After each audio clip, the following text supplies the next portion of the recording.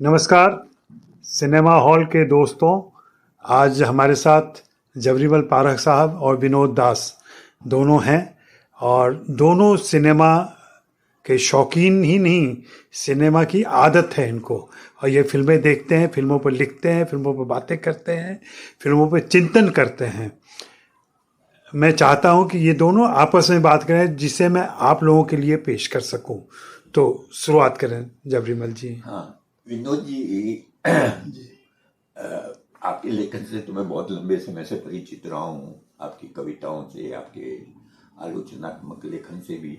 लेकिन जब मैंने पहली बार आपकी सिनेमा संबंधी किताब देखी, भारतीय सिनेमा का अंतरकरण, और उसे जब मैंने पढ़ा तो मुझे बहुत, कहना चाहिए कि थोड़ा चकित हुआ मैं, और सुखद आश्चर्य था, क्योंकि आपने बहुत ही अच्छे ढंग से उसमें फिल्मों का विश्लेषण किया था, और केवल हिंदी फिल्मों का नहीं, बल्कि उसमें आपने जो कलात्मक दृष्टि से जिन्हें महान फिल्में माना जाता है, अधिकांश आपने उसी तरह की फिल्में ली थी, चाहे वो सत्यजीत राय की फिल्म हो, या दक्षिण के अतुल गोपाल कृष्ण की हो, या और लोगों की फिल्में हो। ये आपको कैसे इच्छा हुई, या किस कारण से आप साहित्य से इतर सिनेमा की तरफ गए और सिनेमा पर लिखने के लिए न केवल उत्सुक हुए, बल्कि आपने बहुत गंभीरता के साथ उसे लिखा? जबरीमल जी, आपने बहुत ही अच्छा विषय चुना है बात करने के लिए। दरअसल सिनेमा तो मैं फिल्म फेस्टिवल में देखा करता था शुरू से दिल्ली में जब जिन दिनों में नौकरी कर रहा था, शुरुआती दिनों में, तो वहाँ पर जो फिल्म महोत्सव होते थे या जो एक प्रगति मैदान में फिल्में दिखाई जाती थी, नई समानांतर फिल्में, जो अच्छी फिल्में विश्व की, उन्हें देखा कर। उन फिल्मों को देखने की आदत तो थी, लेकिन उस पर एक आध बार छोटा मोटा लेख भी लिखा था, लेकिन विधिवत लिखने के बारे में कभी सोचा नहीं। ये शुरुआत हुई कलकत्ते में, जब मेरी कलकत्ते में तैनाती हुई, और उन दिनों में कुछ लिखने का मन बना रहा था, तो कविता कहानी तो लिख रहा था, लेकिन मेरा मन उधर आलोचना की तरफ भी। लेकिन हुआ ये कि हिंदी साहित्य में आलोचना सहने की प्रवृत्ति नहीं है लोगों में। बिल्कुल। तो कुछ लोगों पर मैंने कुछ तीखा लिखा, तो उन्हें अच्छा नहीं लगा। तो मुझे लगा कि एक ऐसे क्षेत्र की ओर बढ़ा जाए जिसमें हिंदी साहित्य के लोग न जुड़ें। और संयोग से उन दिनों बंगाल में रहने के कारण लंदन में बहुत सारी फिल्में आती थी और बहुत सारे लोगों से संपर्क बना। बुद्धदेवदास गुप्ता मेरे निजी मित्र बन गए थे, और कई फिल्मकारों से मेरा वहाँ परिचय हो गया था। तो उस कारण फिल्मों पर लिखने की इच्छा जागृत हुई, और मैंने पहला लेख जो मैंने लिखा ऋत्विक घटक पर लिखा, और इसकी शुरुआत भी एक मृत्युंजय वहाँ पर थे, उन्होंने एक वर्तमान साहित्य का फिल्म विशेषांक निकालने वाले थे, और वो चाहते थे कि मैं लिखूं। तो मैंने उनसे कहा कि एक दो फिल्में तो मैंने देखी हैं, लेकिन सब नहीं देखी, पूरी फिल्में बिना देखे उन पर लिखना मुश्किल है। तो लेकिन संयोग से उनके बेटे, ऋत्विक घटक के बेटे से मेरा परिचय हो गया, ऋतुवन घटक से। तो उन्होंने मुझे सब फिल्में उपलब्ध कराई, और उनकी माँ से भी मिला मैं, और काफ़ी अच्छा लगा। इस तरह पहला लेख मैंने ऋत्विक घटक पर लिखा, और हालांकि अब मुझे लगा कि वो किताब में छप गई तो मैंने कहीं भेजा भी नहीं, इसलिए शायद बहुत सारे लोगों को पता भी नहीं होगा जिन्होंने वो पत्रिका नहीं देखी होगी या होगा। लेकिन फिर मेरा मन हुआ कि और भी लिखी जाए। फिर विनोद कुमार शुक्ल के पर मणिकौल ने एक फिल्म बनाई थी, नौकर की कमीज पर, और उसके बाद फिर मैंने सोचा कि उन पर लिखा जाए। ये बहुवचन में एक संपादक थे, वो चाहते थे कि मैं कुछ लिखूं, तो मैंने उनसे प्रस्ताव किया कि मैंने इधर फिल्म देखी है, यदि आप कहें तो उस पर लिख दूं। तो इस तरह फिल्मों पर लिखने की शुरुआत हुई, और मुझे फिल्म लिखने में आनंद आने लगा। फिर इसी बीच क्या हुआ कि जब मैं लिखने लगा तो ये छपने की बहुत दिक्कत हुई।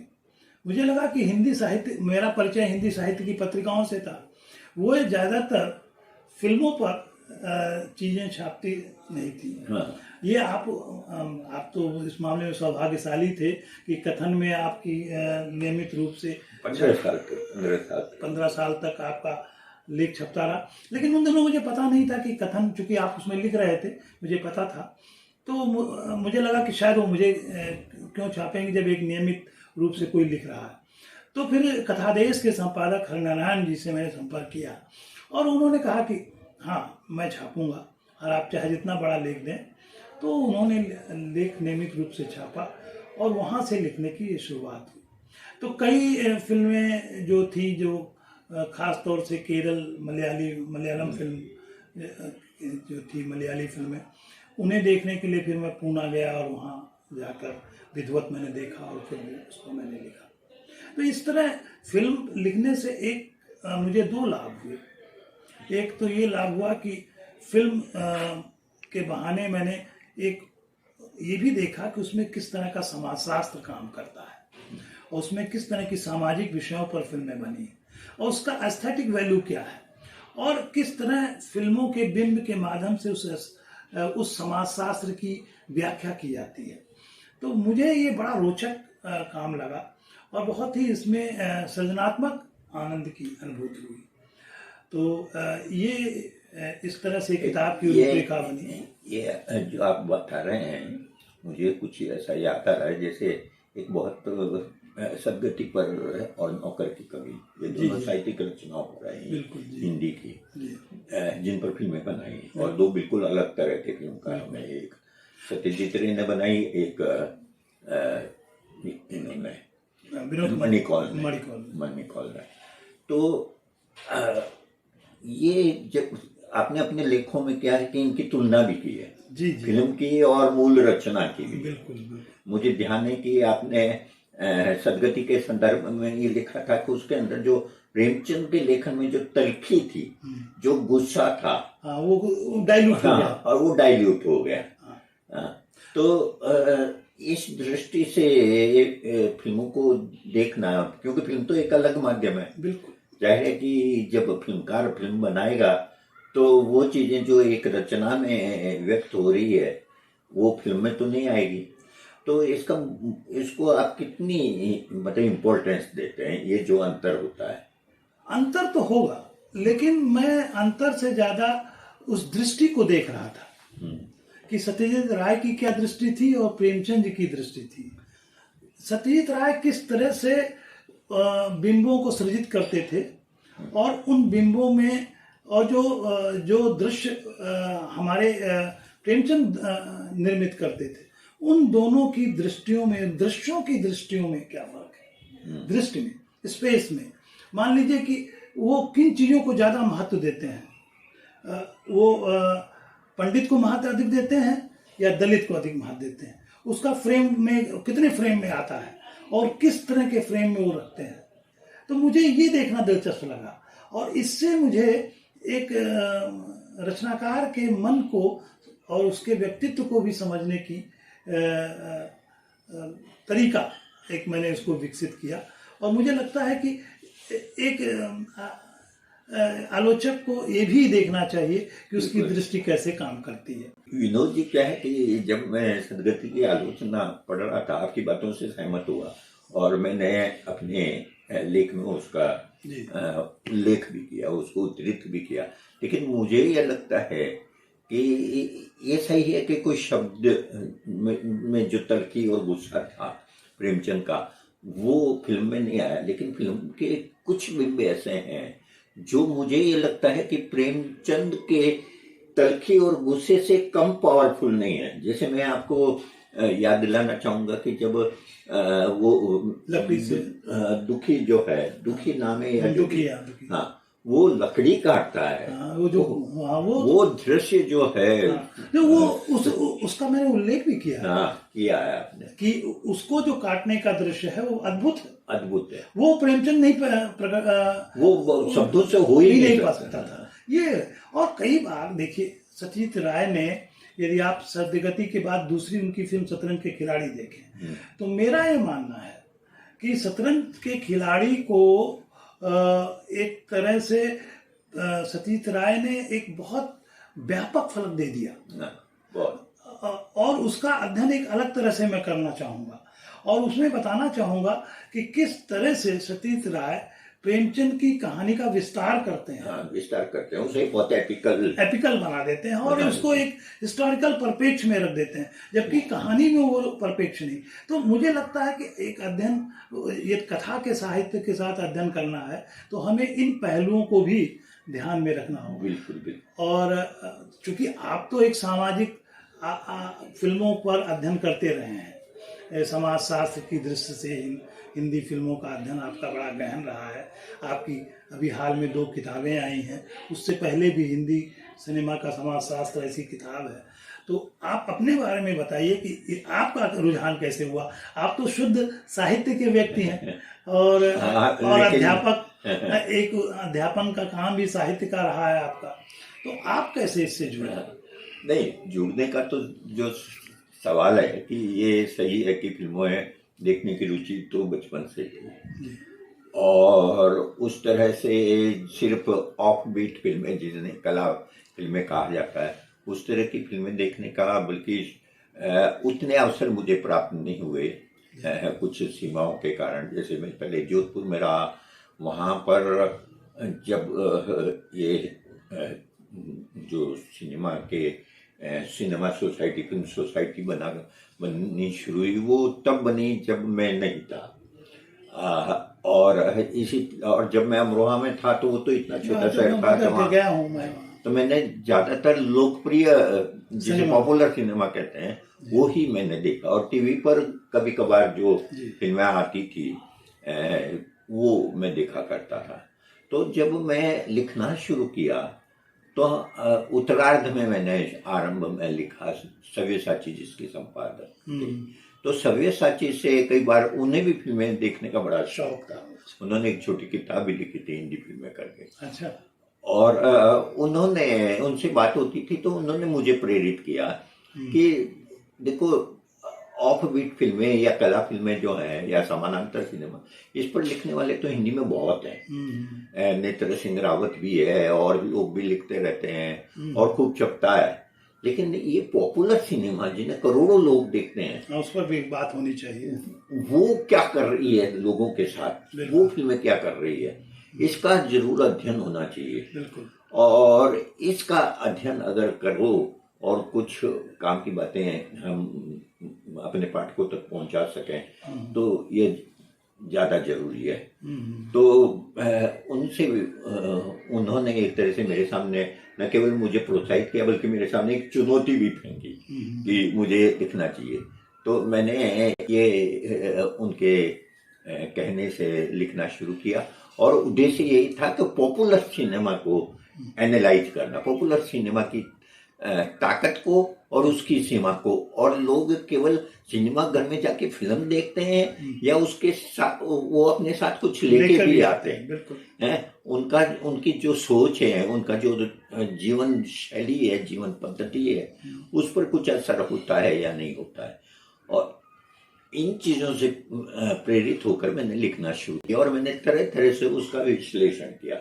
एक मैं छोटा सा एग्जाम्पल अपनी इस बात के संदर्भ में देना चाहूंगा कि जैसे मैंने देखा कि इस लोकप्रिय सिनेमा में जो नायक होता है वो कई गुंडों को मारता है, ठीक है, और ये हमें बहुत ही अस्वाभाविक लगता है कि एक व्यक्ति कैसे 10-12 लोगों को पीट सकता है, या नायक जो है ऊंची बिल्डिंग से कूद जाता है, ठीक है।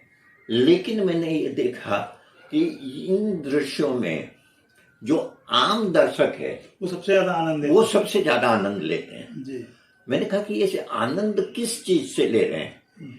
मुझे ये लगा कि ये जो मजदूर वहां बैठा हुआ है, जो अपने मालिकों से हर समय डांट खाता है, उन्हें नौकरी से निकाल दिया जाता है, उन्हें जाति के कारण अपमानित किया जाता है, जब वो अपने नायक को देखता है, वह नायक जो कभी कूली बनकर आता है, कभी कुछ और बनकर आता है, और जब वो उनको उन लोगों को पीटते हुए देखता है जिससे वह भी नफरत करता है, हाँ। तो उसके जो घायल मन को बड़ी सांत्वना मिलती है। बिल्कुल।